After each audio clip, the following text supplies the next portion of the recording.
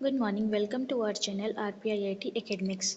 आज का हमारा टॉपिक है factor affecting growth and development. सबसे पहले हम ये जान लेते हैं कि ग्रोथ और डेवलपमेंट होता क्या है। ग्रोथ क्या होता है? एक फिजिकल चेंज होता है ह्यूमन बॉडी में और एनिमल के अंदर, जो कि फिजिकली, और जो हार्मोनल जो चेंज होता है उसको हम बोलते हैं ग्रोथ। जैसे कि हमारी बॉडी का साइज हो गया, हमारी बॉडी की हाइट हो गया, वेट हो गया, ये सब डिपेंड करता है हमारी ग्रोथ के ऊपर। और नेक्स्ट हमारा है डेवलपमेंट। डेवलपमेंट क्या होता है?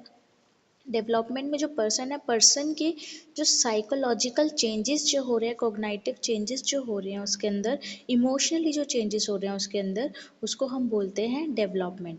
अब हम टॉपिक की साइड चलते हैं कि कौन कौन से ऐसे फैक्टर है जो कि हमारे ग्रोथ और डेवलपमेंट को अफेक्ट कर सकता है। फर्स्ट हमारा न्यूट्रिशन है, सेकंड हमारा जेनेटिकल है, थर्ड हमारा इन्वायरमेंट है, फोर्थ हमारा फिजिकल एक्टिविटी होगी, फिफ्थ हमारी स्लीप हो गई। जैसे कि हम देखते हैं, फर्स्ट हो गया न्यूट्रिशन।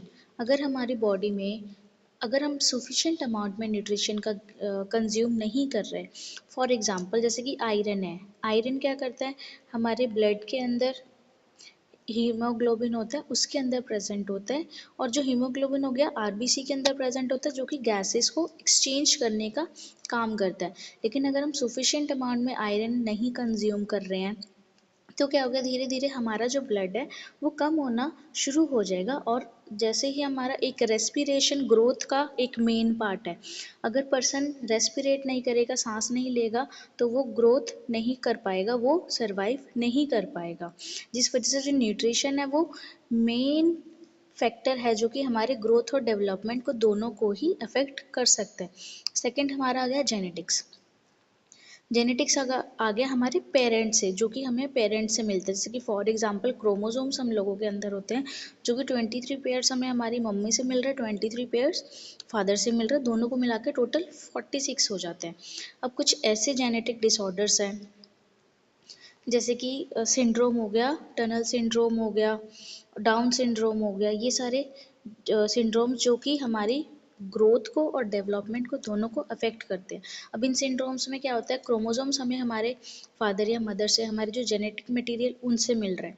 लेकिन जो टनल सिंड्रोम है उसमें कुछ ऐसे हॉर्मोन्स, सॉरी, कुछ ऐसे क्रोमोसोम्स क्या होते हैं, मिसिंग होते हैं, जिस वजह से जो बच्चा है उसके प्रॉपर ग्रोथ नहीं हो पाएगी, उसकी हाइट नहीं बढ़ेगी, वेट नहीं बढ़ेगा, उसकी अपीयरेंस बहुत ज़्यादा अलग से दिखेगी, और उसका जो माइंड है वो भी डेवलप्ड नहीं होगा। नेक्स्ट हमारा आता है इन्वायरमेंट।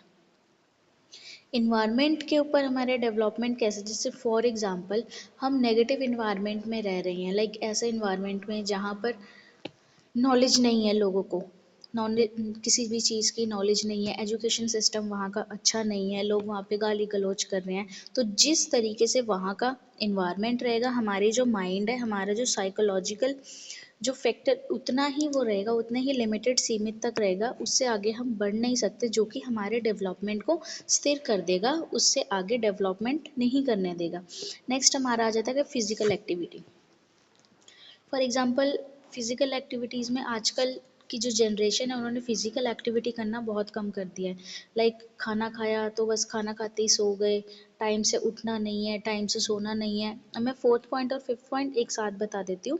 फिज़िकल एक्टिविटीज़, काम नहीं करना, घर का एक्सरसाइज नहीं करनी, वॉक पर नहीं जाना, टाइम पर सोना नहीं, सुबह सुबह तुम 5 बजे सो रहे हो, दोपहर में तुम 12 बजे उठ रहे हो, तो ये क्या है, ये हमारी पूरे हॉर्मोन्स को, जितने भी हमारी बॉडी का जो ग्रोथ है, चाहे चाहे हमारी ग्रोथ हो गई, डेवलपमेंट होगी, इन दोनों को डिस्टर्ब कर रहा है। वो कैसे कि फॉर एग्जांपल हम एक्टिविटीज़ नहीं कर रहे, आजकल जो सबसे ज़्यादा देखने वाले जो प्रॉब्लम्स आ रही है वो डिसऑर्डर, हार्मोनल डिसऑर्डर्स आ रहे हैं, जैसे कि पीसीओडी हो गया, पीसीओएस हो गया।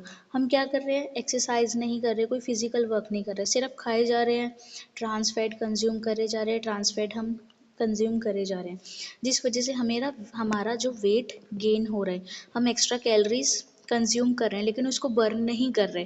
हमारा जो स्लीपिंग पैटर्न है वो बिल्कुल ही डिस्टर्ब हो चुका है, हम ना टाइम से सो रहे हैं, ना हम टाइम से खा रहे हैं, और उसको जो हम खा रहे हैं उसको ही, कैलोरीज को हम बर्न भी नहीं कर रहे, जिस वजह से हमारी बॉडी के अंदर काफ़ी सारे डिसऑर्डर्स आ जाते हैं, जैसे कि हार्मोनल डिसऑर्डर।